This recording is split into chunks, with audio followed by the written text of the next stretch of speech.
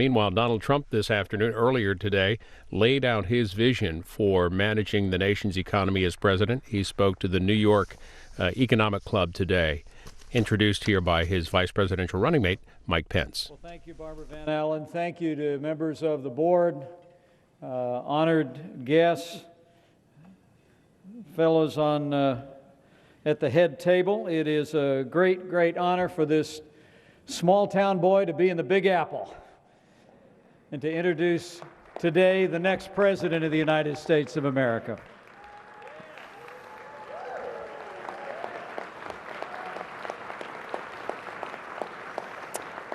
It's a particular honor for me to be here at the Economic Club of New York, a historic and storied place, and a place where men and women who drive not only this great city, but much of the dynamic American economy over the decades of our nation's history in so many different ways. Each one of you makes an extraordinary difference, and I'm honored to be before you today. It's also great to be back in New York City. I've been on the campaign trail now for the last couple of months. This is my first time back since I accepted my running mate's invitation to run and serve as the next Vice President of the United States of America.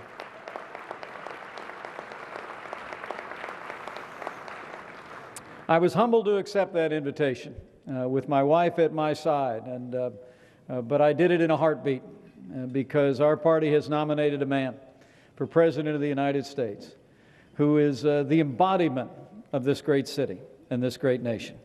He is a builder, he is a dreamer, and I believe when he becomes president, he will make America great again.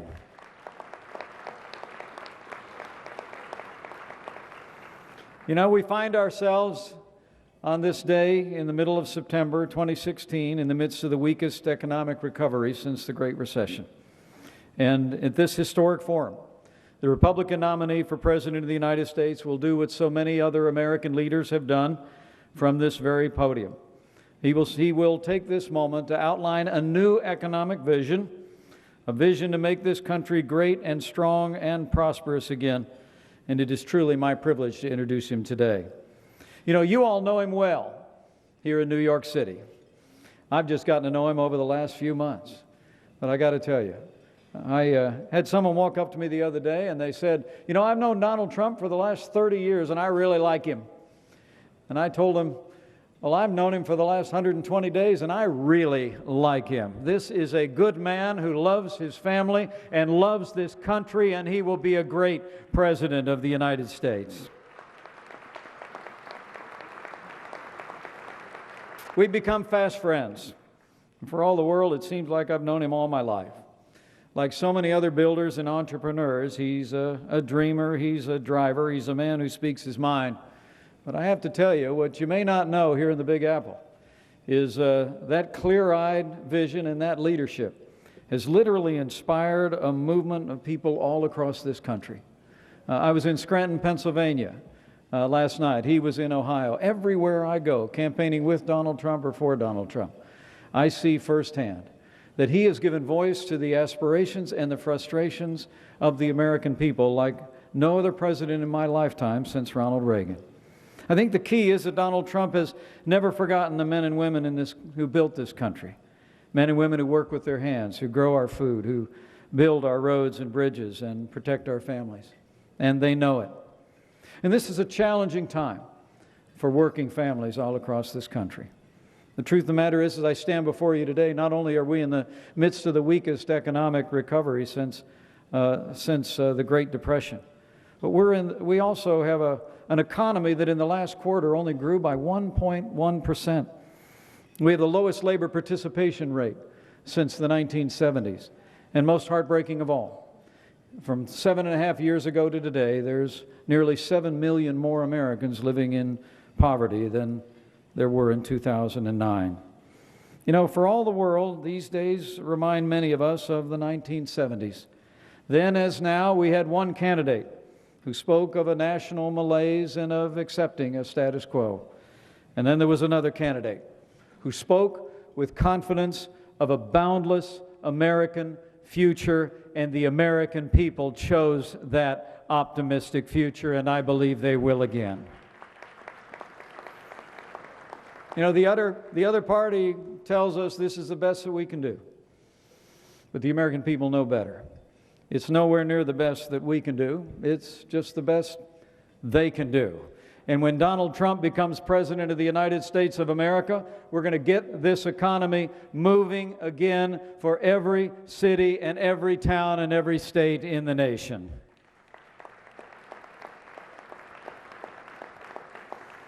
Today, you'll hear Donald Trump again describe that vision that will unleash the boundless potential of the American economy. An American economy that will be driven by empowering working families and businesses large and small, encouraging entrepreneurs to invest, to build, and to grow and to produce right here in America again. And so let me say, it is a joy for me. It is a privilege for me. But it is also a distinct honor to introduce to you the next President of the United States of America, Donald Trump.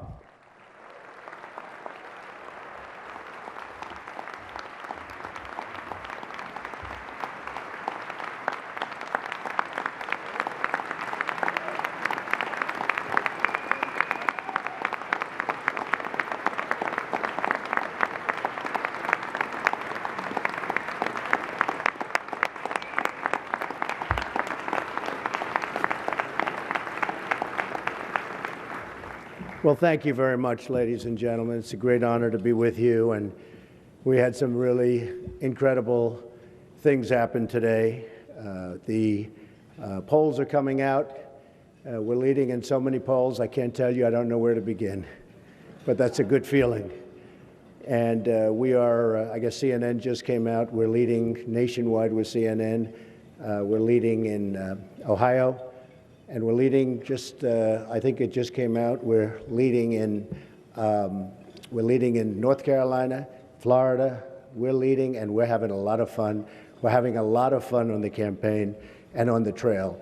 I just wanted to say that, and it's always a lot of fun when you come up and the people don't have the teleprompter working, but that's okay. Lucky I brought some notes. But today I do want to outline a plan for American economic revival. And it's a bold and ambitious and forward-looking plan to massively increase jobs, wages, income, and opportunities for the people of our country, great people of our country, I will tell you. My plan will embrace the truth that people flourish under a minimum government burden and will tap into the incredible unrealized potential of our workers and their dreams. Right now, 92 million Americans are on the sideline outside of the workforce, and they're not a part of our economy. It's a silent nation of jobless Americans. And look no further, and I mean no further. All you have to do is look at Flint, where I spent a lot of time, the city of Flint, and what a disaster has taken place. The jobs have been stripped from the community, and its infrastructure has totally collapsed. In 1970, there were more than 80,000 people in Flint working for General Motors. Today, it's less than $8,000. We have 8,000 people, and that's going down, and they're making very, very little. And people are trying to go down to that $8,000 mark. What we're doing is Ford has announced just yesterday that they're moving their small car production facilities to Mexico. And I've been talking about this a long while, and I think that's maybe one of the reasons that we're doing so well in Ohio and Michigan and lots of other places where cars and parts are involved. But to think that Ford is moving its small car division is a disgrace. It's disgraceful. It's disgraceful that our politicians allow them to get away with it. It really is. It used to be cars were made in Flint, and you couldn't drink the water in Mexico. Now, cars are made in Mexico, and you can't drink the water in Flint.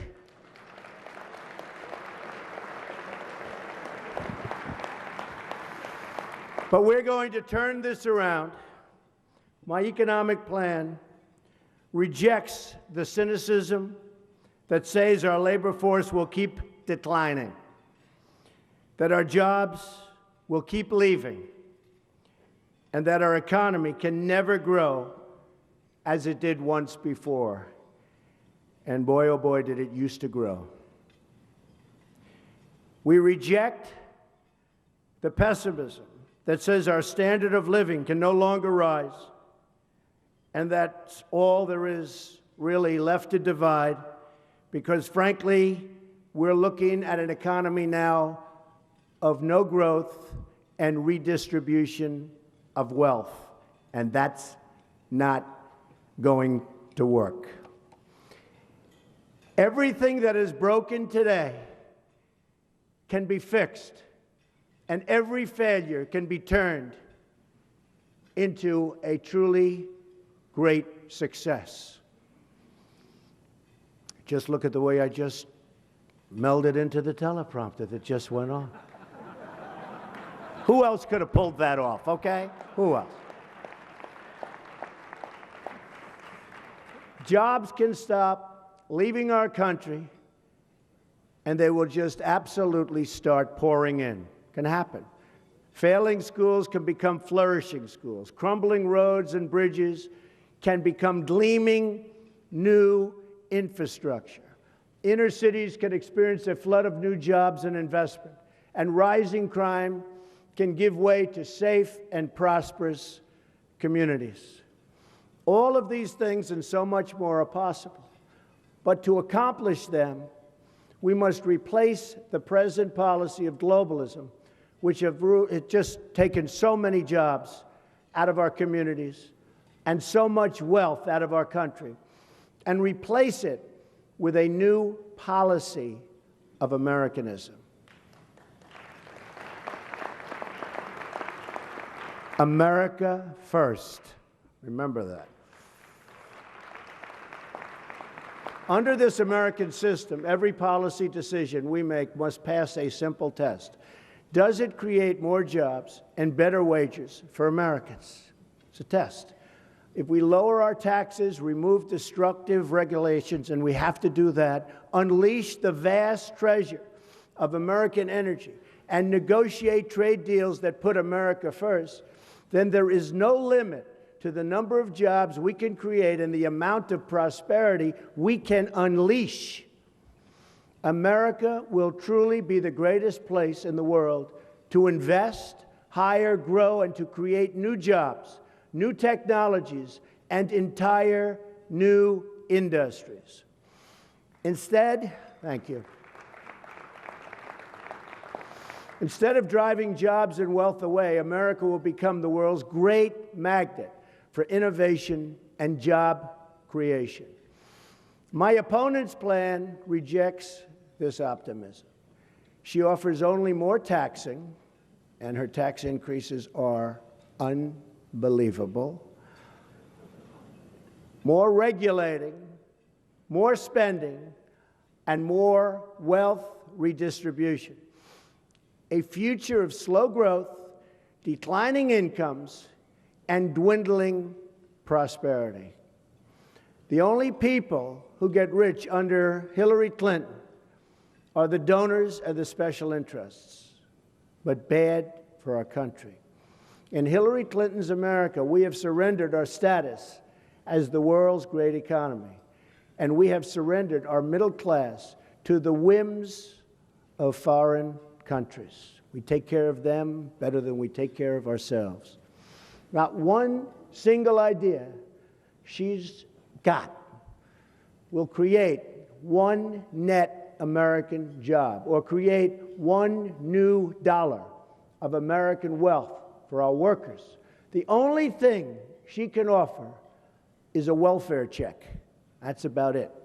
Our plan will produce paychecks, and they're going to be great paychecks for millions of people now unemployed or underemployed. In the course of this campaign, I've traveled all across the country, and I've met the most amazing people. Every day I've seen the goodness and character of our country and brave citizens proudly fighting through hard times and difficult circumstances. I have been all over this country, folks, and we have unbelievable people, but they need leadership. The country needs leadership. In many parts of our country, the hard times never seem to end. I visited cities and towns in upstate New York where half of the jobs have left and moved to Mexico and other countries. The businesses are gone. They've been taken away like taking candy from a baby. Politicians have abandoned these places all over the country, and the people who live there are just there. No hope. Worse still, politicians have heaped scorn and disdain on these wonderful Americans. My opponent described tens of millions of American citizens as deplorable and irredeemable just last week. So how can Hillary Clinton seek to lead this country when she considers its citizens, tremendous, tremendous numbers of them, beyond redemption? The hardworking people she calls deplorable are the most admirable people I know. They're cops.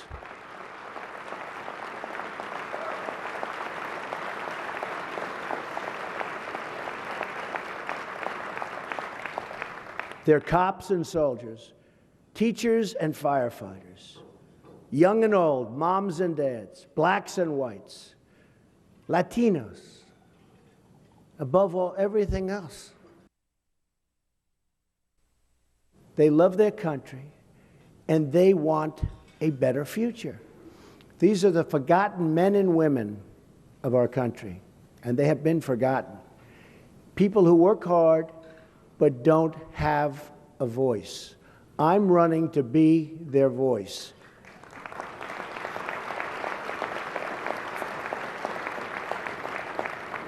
And to fight and bring prosperity to every part of this country. Too many of our leaders have forgotten that it's their duty to protect the jobs, wages, and well-being of American workers before any consideration, before anything. We have to do that. I'm not running to be the president of the world. I'm running to be the president of the United States of America.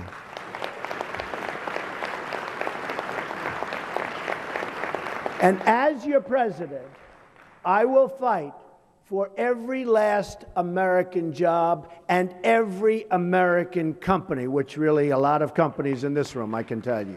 We're going to be fighting for you because you're bringing the jobs. We're a nation that tamed the West, dug out the Panama Canal, and won 2 world wars and put a man on the moon. It's time to start thinking big once again. That's why I believe it's time to establish a national goal of reaching 4% economic growth.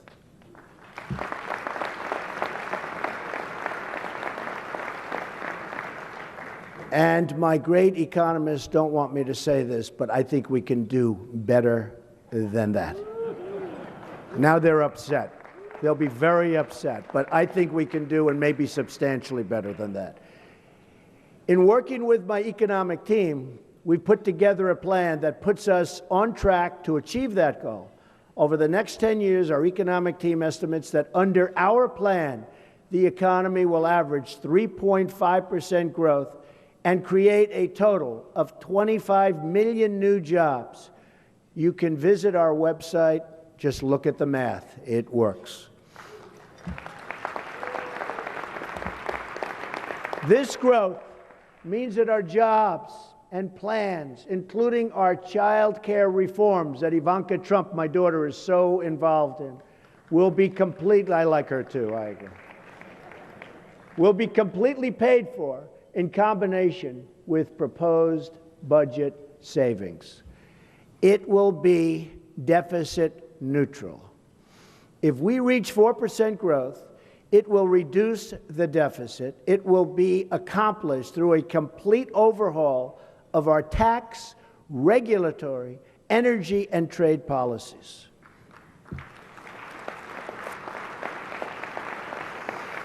Right now, under the Obama-Clinton policies, the economy grew only 1.1% last quarter, a number that was shocking to people that do this professionally and for life.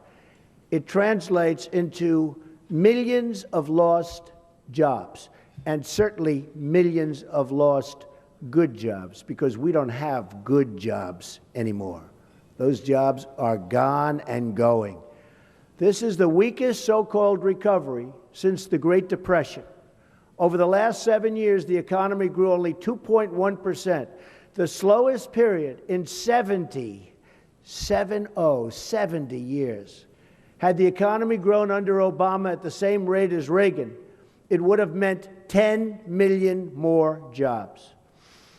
Perhaps most shockingly, 1 in 6 men aged 18 to 34 are either in jail or out of work. Meanwhile, another 2 million Hispanic Americans have been added to the ranks of those in poverty. On top of it all, the Obama-Clinton policies have doubled the national debt. It took more than 230 years for the United States to accumulate its first $10 trillion in debt. It took President Obama less than 8 years to add another $10 trillion. Now, it would be one thing if that money had been used to completely rebuild our nation, our military, our infrastructure, but that didn't happen. Instead, the opposite happened. We doubled our debt, and in return, we have dilapidated infrastructure, failing schools, a badly depleted military, greatest people on earth, and they have a badly depleted military, its equipment, old and tired, and another 14 million people who have left the workforce. Never has so much money been spent so poorly and so unwisely. But we're going to turn that all around, and here's how. It begins with bold, new tax reform. Don't worry, they're going down, not up. They're going down. I think you were concerned they're going up. As outlined in Detroit, our tax plan will greatly simplify the code and reduce the number of brackets from 7 to 3. The new brackets will be 12, 25, and 33%. But low-income Americans will pay no income tax at all. In fact, our plan will remove millions and millions of workers from the income tax roll entirely, so that all of that work that we do in Washington can be discontinued. They'll pay tax. They'll pay tax, but they'll pay tax when they start making a certain amount of income. By lowering rates, streamlining deductions, and simplifying the process, we will add millions and millions of new jobs. In addition, because we have strongly capped deductions for the wealthy and closed special interest loopholes, the tax relief will be concentrated on the working and middle-class taxpayer. They will receive the biggest benefit, and it won't even be close. They have been forgotten. We are not going to forget them. They have built our country. We will not forget. This is a working, thank you. This is a working and middle-class tax relief proposal. The tax relief for these workers will be expanded by my child care proposals that I have worked on with my daughter Ivanka. These proposals are central and a very, very powerful central element of our comprehensive tax reform and economic growth plan. Families will be able to fully deduct the average cost of child care from their taxes, including stay-at-home parents. Because this deduction is capped, it will be disproportionately, and it will benefit working and middle-class families. Got to take care of our middle-class families. The less you make, the larger a share of your income you can exclude from taxation. Parents will also be able to enroll a tax-free dependent care savings account for their children or elderly relatives.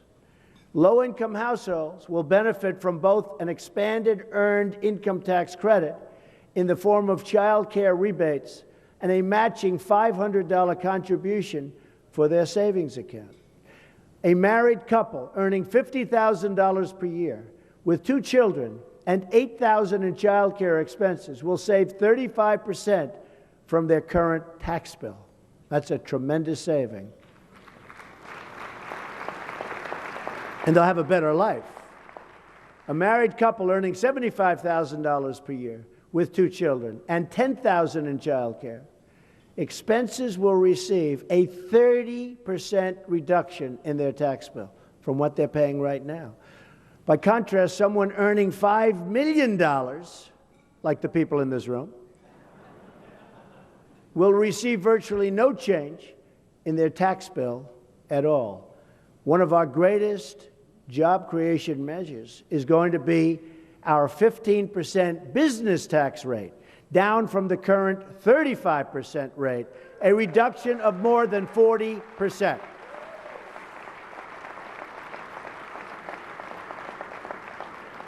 I know that's what you people have been waiting for. An explosion of new businesses and new jobs will be created. It will be amazing to watch. You watch, and it'll happen. We will also allow United States-based manufacturers to fully expense the cost of new plants and equipment. Big, big deal.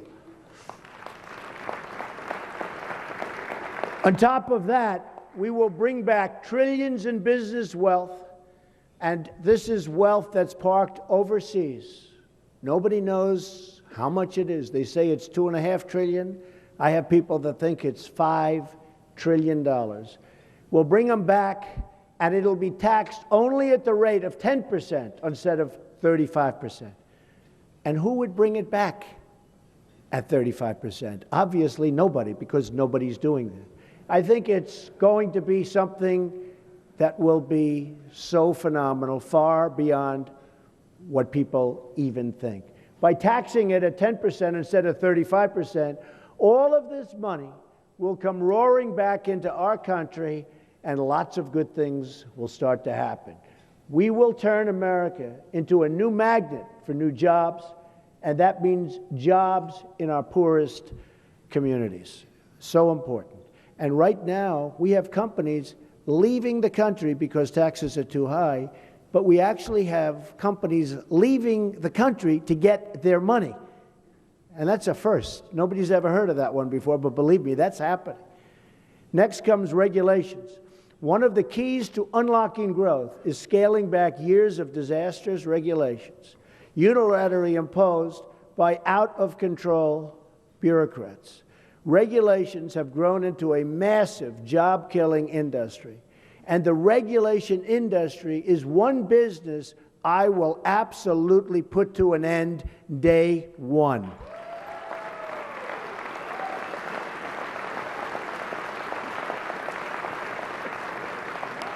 In 2015 alone, federal agencies issued over 3,300 final rules and regulations, up from 2,400 the prior year.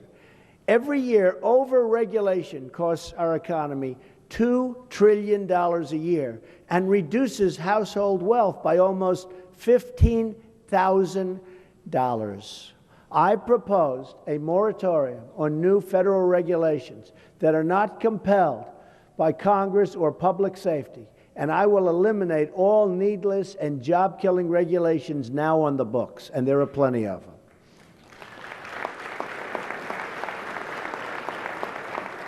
This includes eliminating some of our most intrusive regulations, like the Waters of the U.S. rule.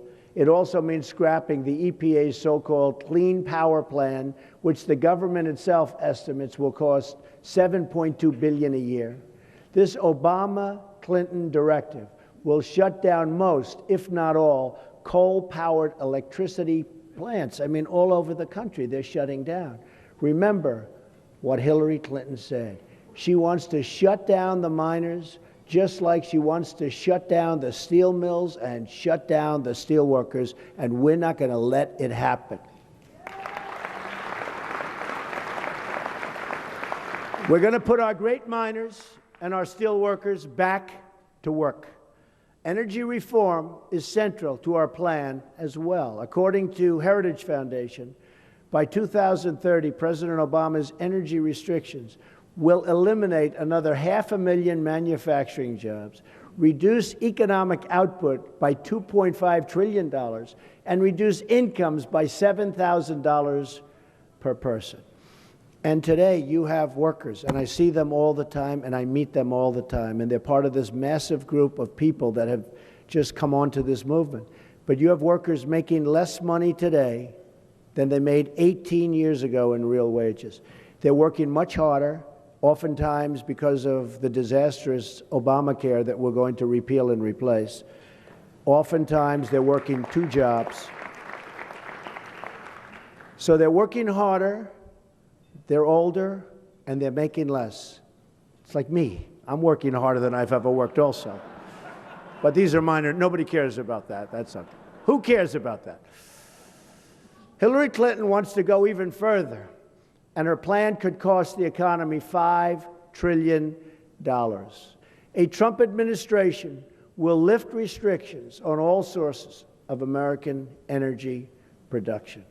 According to the Institute for American Energy Resources, this will increase the GDP by more than $100 billion annually, add over 500,000 new jobs annually, increase annual wages by more than $30 billion over the next 7 years, increase federal, state, local tax revenues by almost $6 trillion over 4 decades, increase total economic activity by more than $20 trillion over a 40-year period.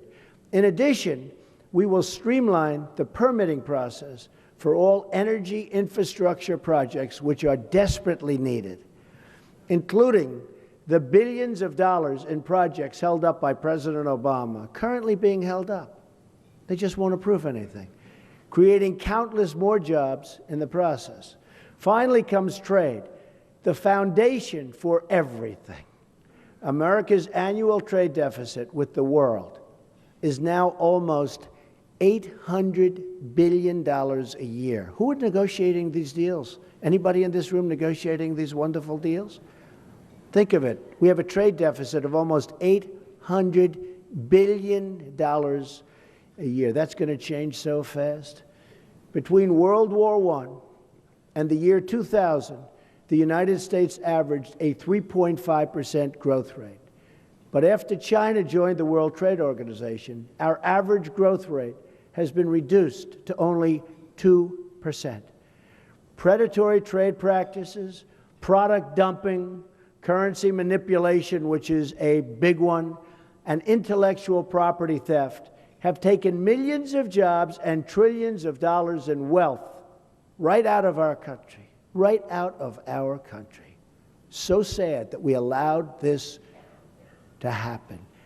Our incompetent politicians were not watching, and the ones that were watching were taken care of in some form, because this should have never been allowed to have happened. It is no great secret that many of the special interests funding my opponent's campaign are the same people profiting from these terrible trade deals. They are terrible. They're terrible for everybody. The same so-called experts advising Hillary Clinton are the same people who gave us NAFTA, China's entry into the World Trade Organization, the job-killing trade deal with South Korea, another disaster, and now the Trans-Pacific Partnership that they're pushing so strongly. The verdict is in. All of the special interests that the media race, and they just race to comment and race to get comment from, have been proven wrong over such a long period of time. Every single deal they've promoted, every lie, and every prediction has crashed. It's just crashed. They've been so absolutely wrong, and they've been so bad for our country. Our manufacturing base has crumbled, communities have been hollowed out, wages have declined, and households are making less today than they were in the year 2000. I proposed a detailed plan to reform our trade policies and bring vast new jobs and wealth to America. We need our wealth back. We don't have wealth. We are a debtor nation. This includes the following steps. I'm going to direct the Secretary of Commerce to identify every violation of trade agreement that a foreign country is using to harm our country and our workers. And that's what's happening. They're being harmed, and our country is being harmed. I will use every tool under American and international law to end these abuses, and I will use our greatest business leaders and finest negotiators, and I will tell you some of them are in this room right now. Not all of them, but some of them. And I know who you are, and honestly, we're going to be calling on you because we have people negotiating the biggest deals in the world, far bigger than your company deals. Your company deals are like little deals by comparison. We have, it's true. You take some of these big companies and you look at some of these trade deals, hate to say it, but your companies are peanuts. But we're going to use our best. Right now we have political hacks negotiating the biggest, most important deals in the world. We're going to start with NAFTA, which is causing so much damage to our country. We will entirely renegotiate NAFTA into a deal that will either be a good one for us as a country and for our worker, or we will terminate it until a brand new and productive deal can be signed.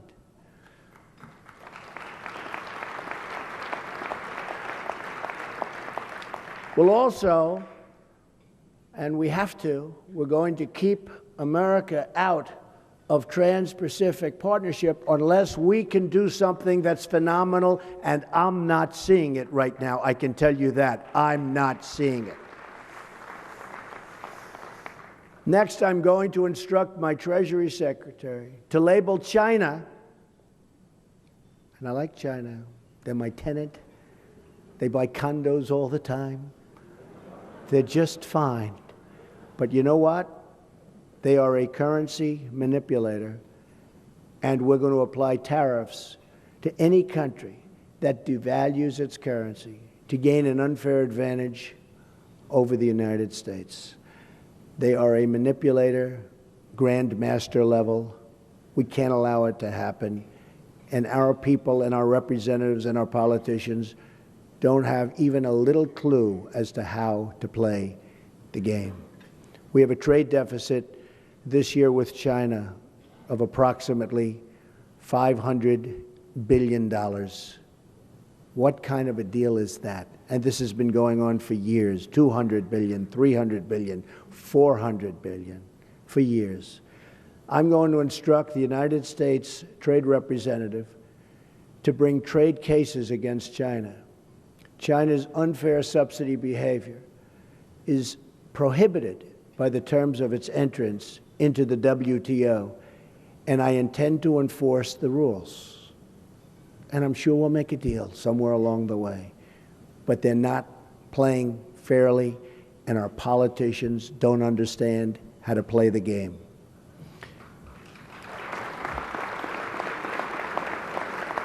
If China does not stop its illegal activities, including its theft of American trade secrets and intellectual properties, I will apply countervailing duties until China ceases and desists. You know what that means.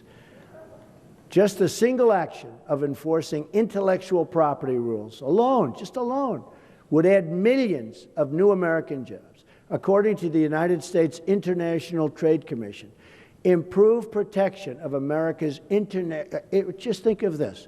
Improved protection of America's intellectual property in China would add 2 million jobs a year within the United States every single year, and we do nothing.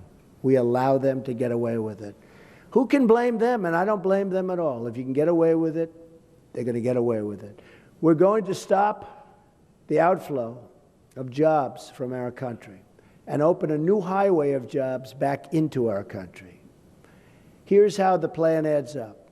We're proposing a $4.4 trillion tax cut that will score as a $2.6 trillion under dynamic growth models, which is how taxes should be scored.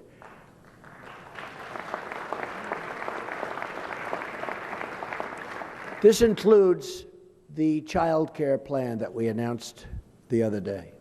Our economic team has further modeled that the growth-induced savings from trade, energy, and regulation reform will shave at least another $1.8 trillion off of the remaining debt. That leaves around $800 billion. This money can all be saved through simple, common-sense reforms. If we just save 1 penny of each federal dollar spent on non-defense and non-entitlement programs, we can save almost $1 trillion over the next decade. 1 penny. We can all do that. Save over $1 trillion.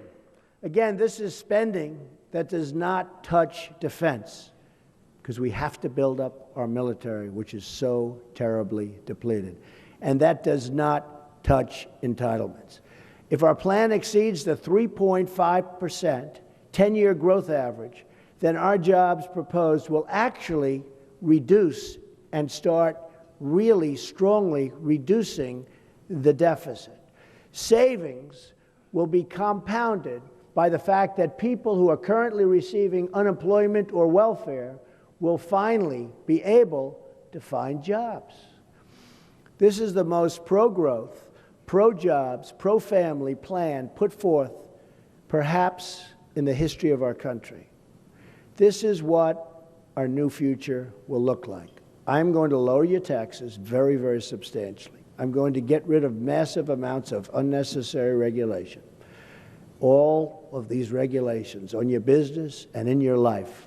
I'm going to unleash American energy. I'm going to repeal and replace Obamacare. I'm going to appoint justices of the Supreme Court who will follow the Constitution.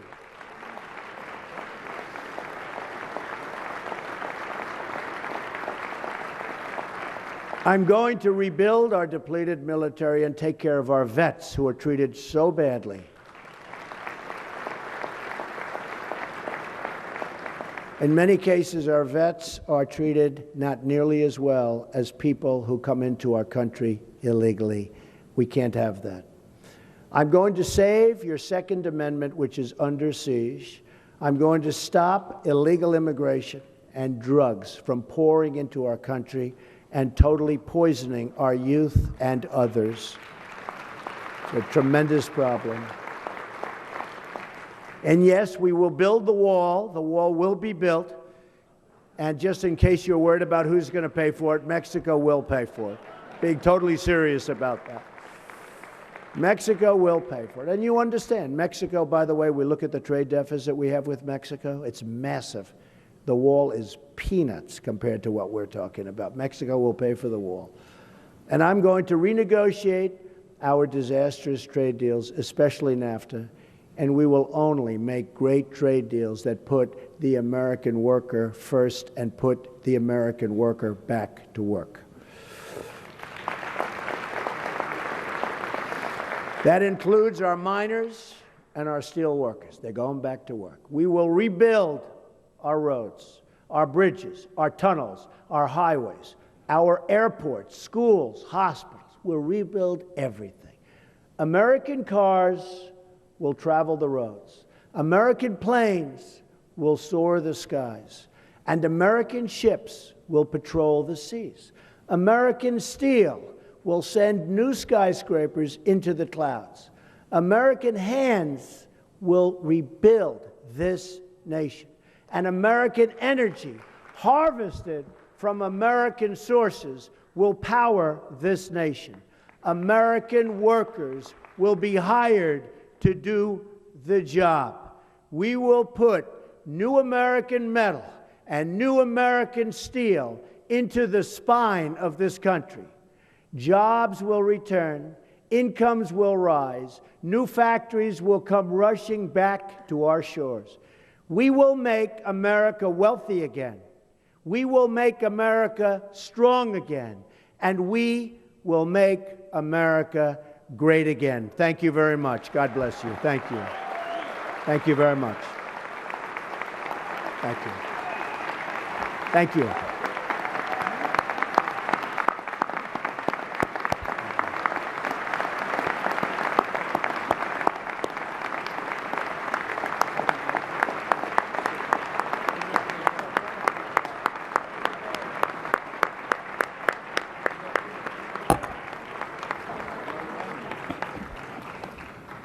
Thank you, sir.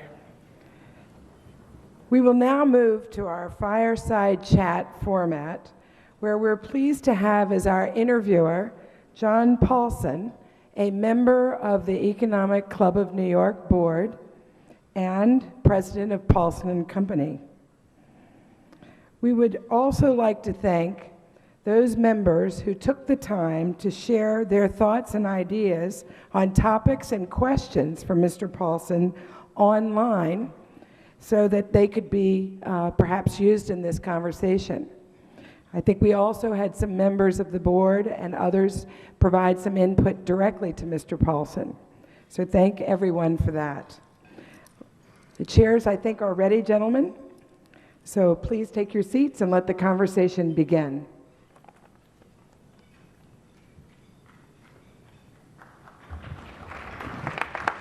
Thank you. What happened with the teleprompter, man? Hey, he's a little late, right? Oh, well. I had nothing to do with it. Well, first let me thank you for speaking with us today. I think many of us found your economic plan very bold and ambitious. Thank you. I was talking with Marty Feldstein, with Glenn Hubbard, who's the dean of the Columbia Business School beforehand. It's a big difference. And, you know, we're talking about how many economists have resigned themselves to a low growth, 1.5%, 2% range for the U.S. You believe with your economic policies, we can grow 3.5% plus.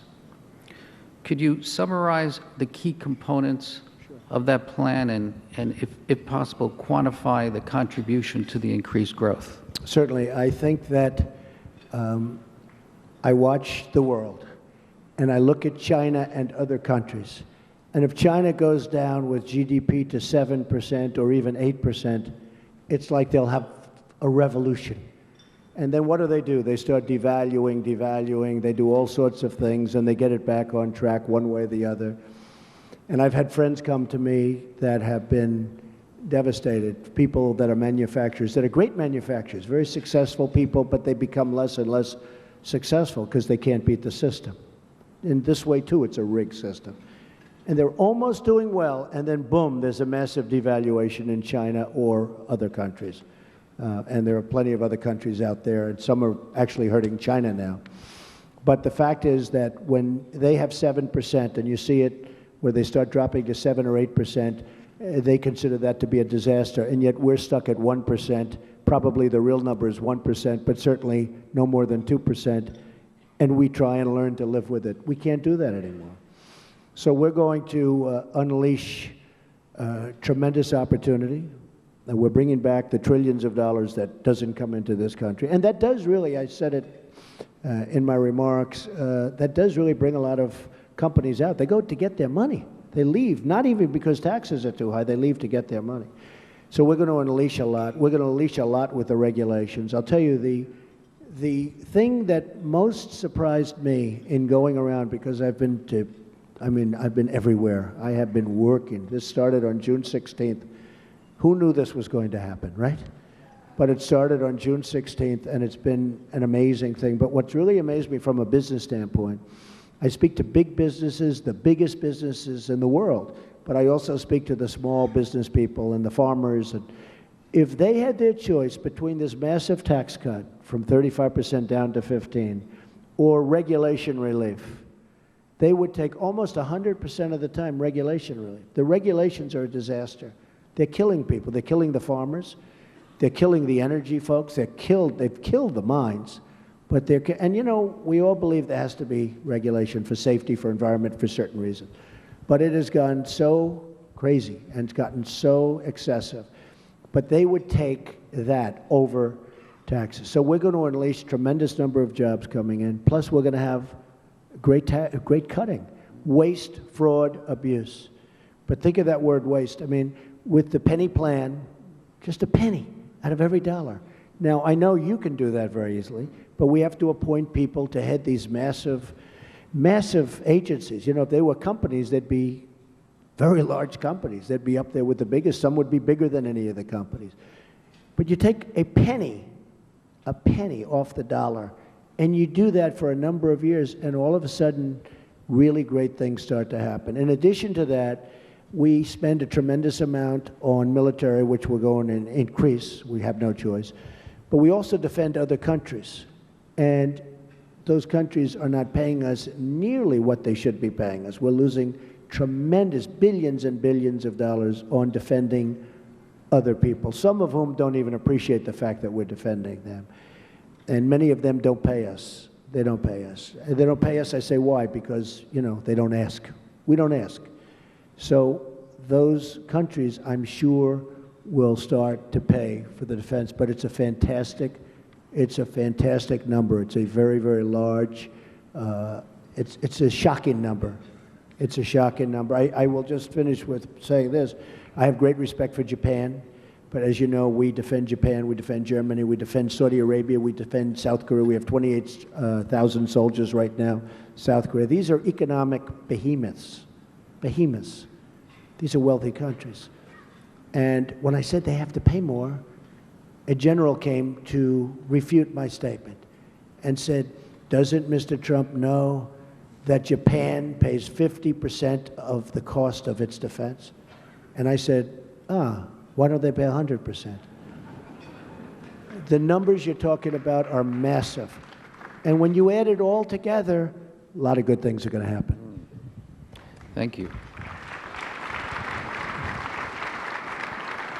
On the corporate tax rate, a cornerstone of your economic policy is reducing the corporate tax rate to 15%. Secretary of the Treasury Lew proposed a 28% rate. The UK is at 20%, and Ireland is at 12.5%.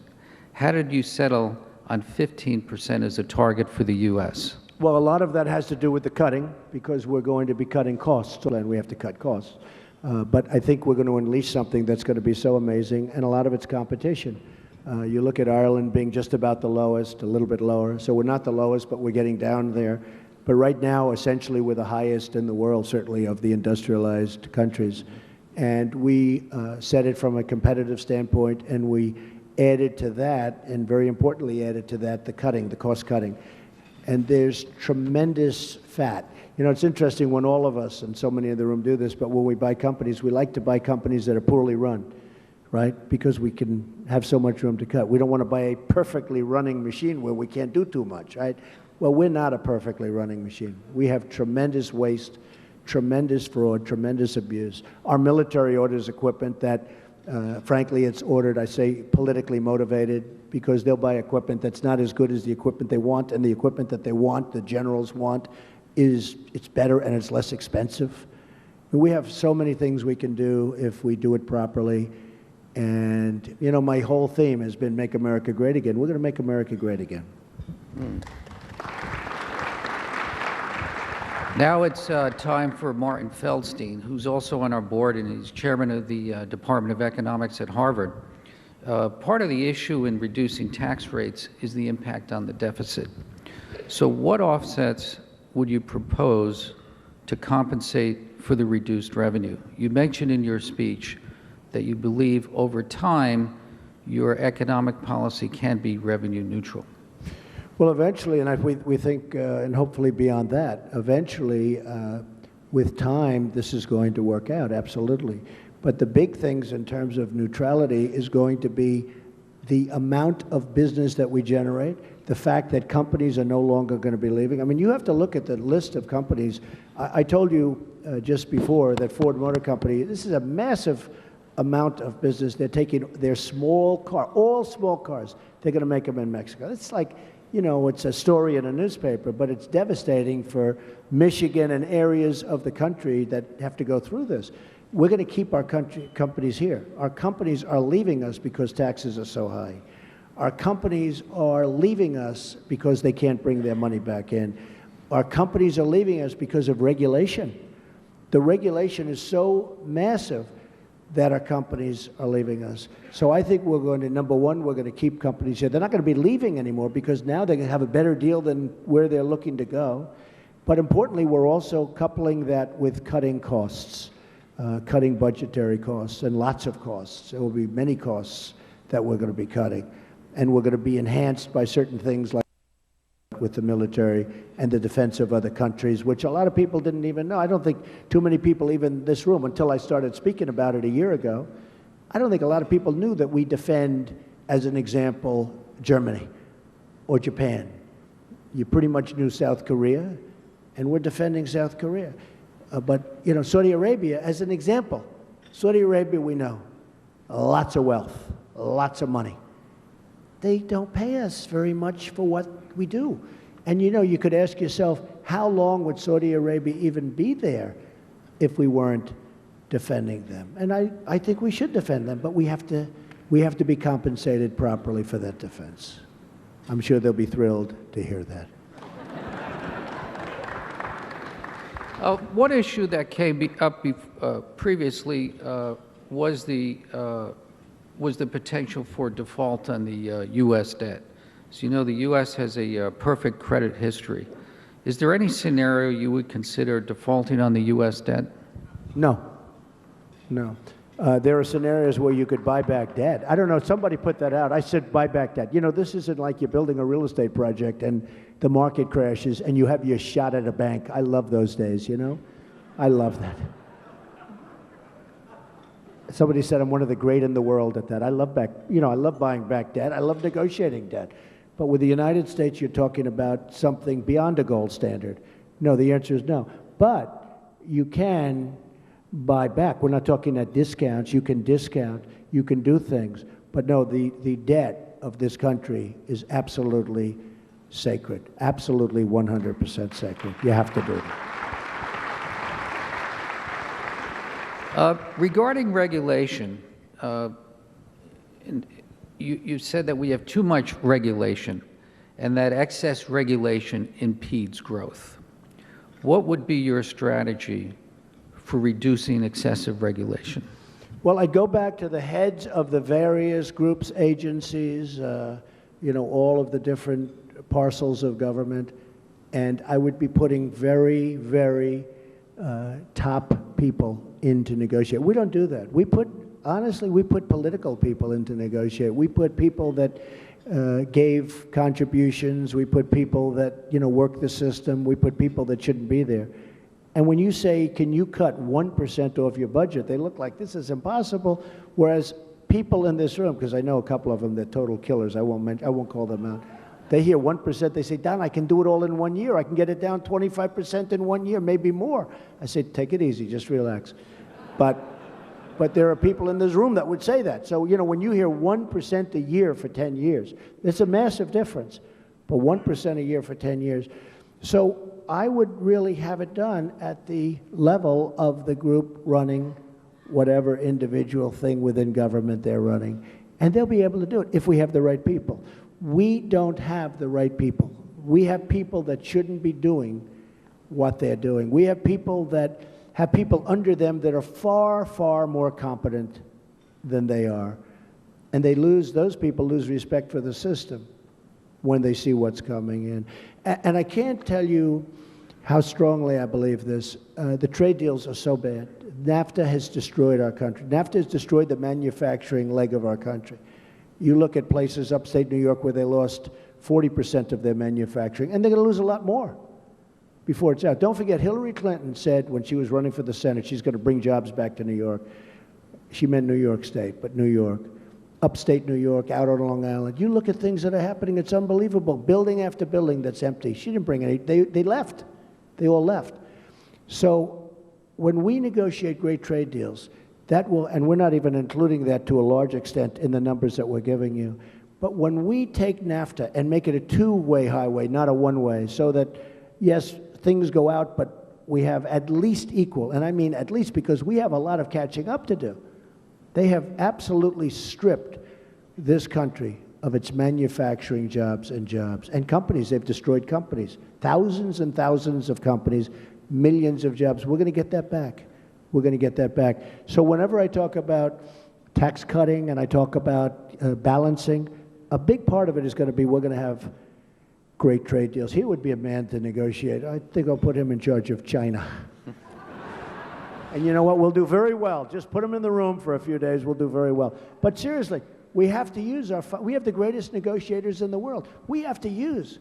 When China enters that negotiation, they come in with 20 people that are the toughest, smartest, meanest. They don't say good morning. Isn't it a lovely day? Isn't it wonderful? How'd the Yankees do last night?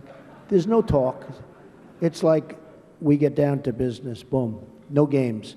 We put people in there that don't know what they're doing. Because this is why we have deficits of $500 billion with one country. We rebuilt China. And I say that with respect for China. I have a great relationship with China. They used to tell me before I announced I was running that they can't, I have many friends from China, the biggest people, the richest people, they cannot believe what China gets away with. They said, we can't believe it. Then when I announced I was running for president, they called, well, we really didn't mean that. They didn't like it. They didn't know this was going to happen. But in the good old days, they would tell me, we don't believe your government is stupid. But now they deny they've ever said that.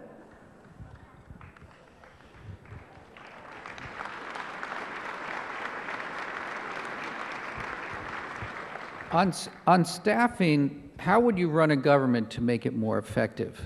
What would be your criteria in choosing the senior administrators? Track record, great competence, love of what they're doing, how they're getting along with people, references.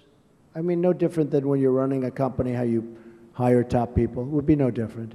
The government, you need people with heart also. You know, it's probably the one thing you need in government that they don't have in business quite as much.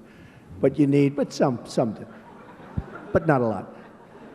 But you need people that are truly, truly capable. And you need, and I think so much has to do with past history. How have they done? How has it all worked out? You understand what I mean by that perhaps better than anybody. And we have to get the best people.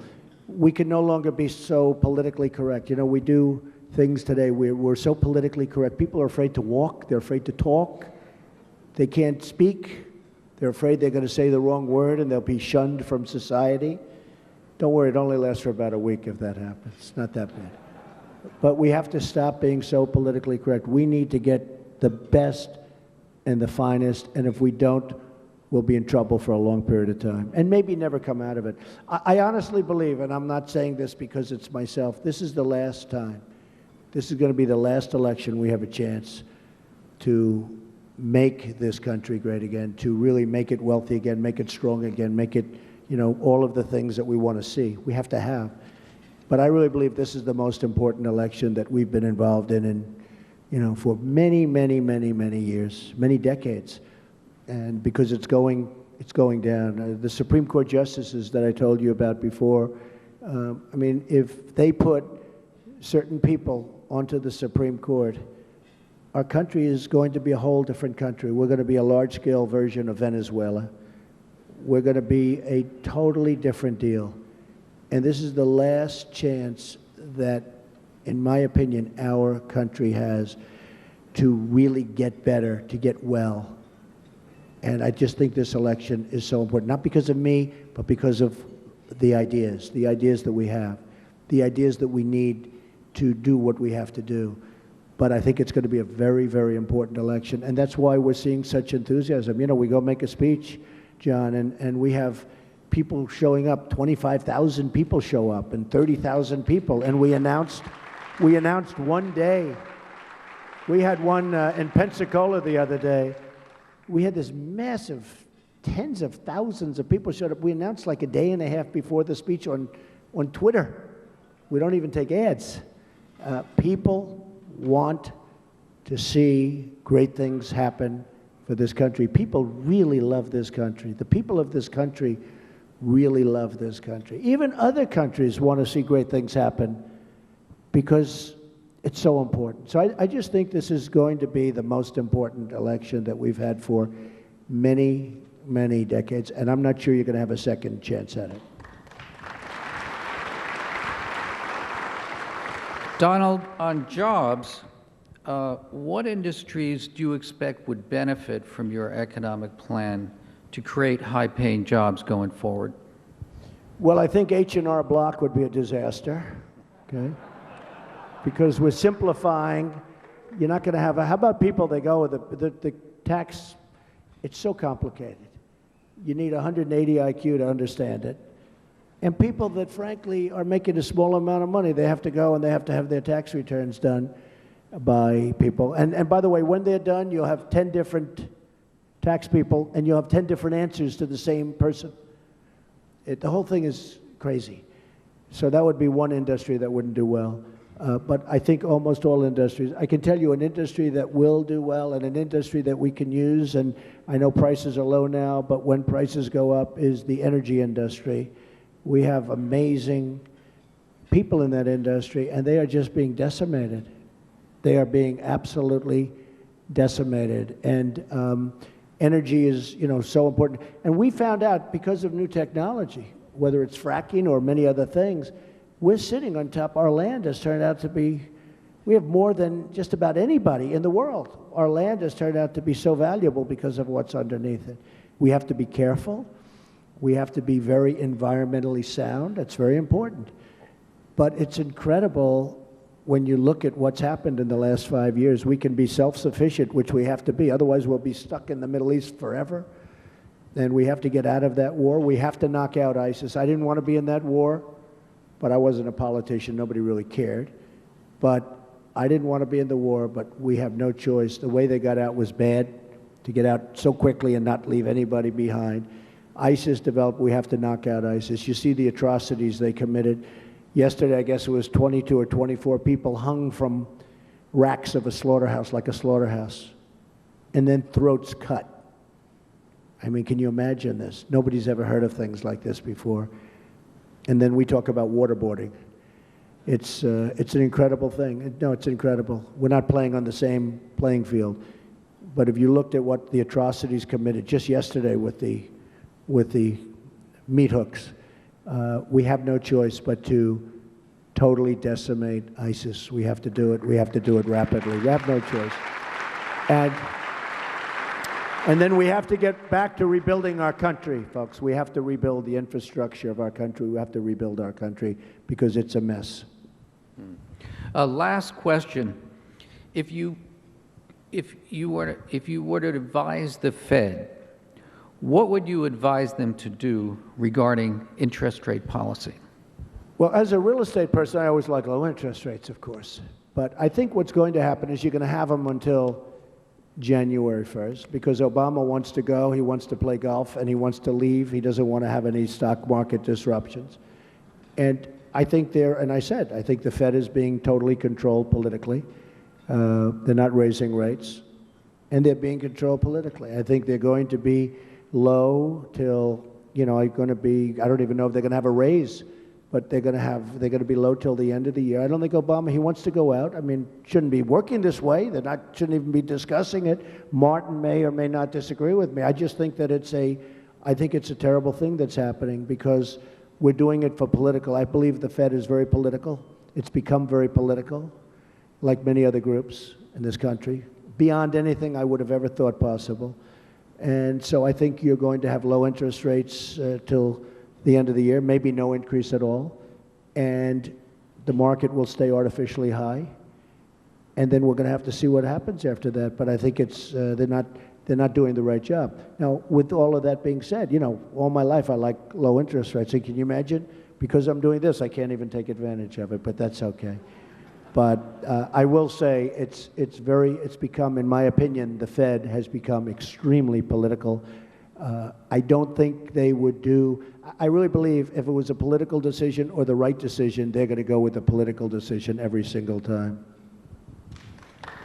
Well, that concludes our fireside chat. Once again, on behalf of myself and everyone here, thank you very much for joining us today. Thank you very much, everybody. Thank you. Thank you.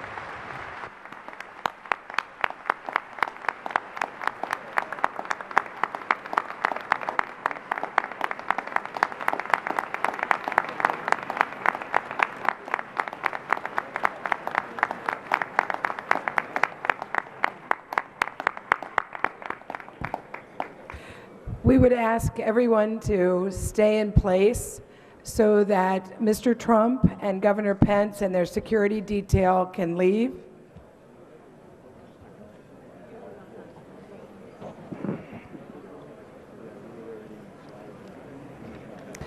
The next meeting of the Economic Club will be a breakfast on Monday, where we'll be hosting Quebec Premier Philippe Couillard. Thank you, sir. And Fred Krupp, the president of the Environmental Defense Fund. That same day, Monday, September 19, we're hosting a luncheon featuring Paul Ryan, Speaker of the House, where he will share his economic and tax reform plans. On Tuesday, the 20th, we're hosting Premier Li of China. Is that all right? Yeah. Excuse me, sir. Thank you. Thank you. Very much. Great hospitality. And there are still a few seats remaining for both of those events.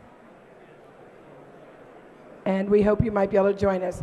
Thank you for joining us today, ladies and gentlemen. Thank you.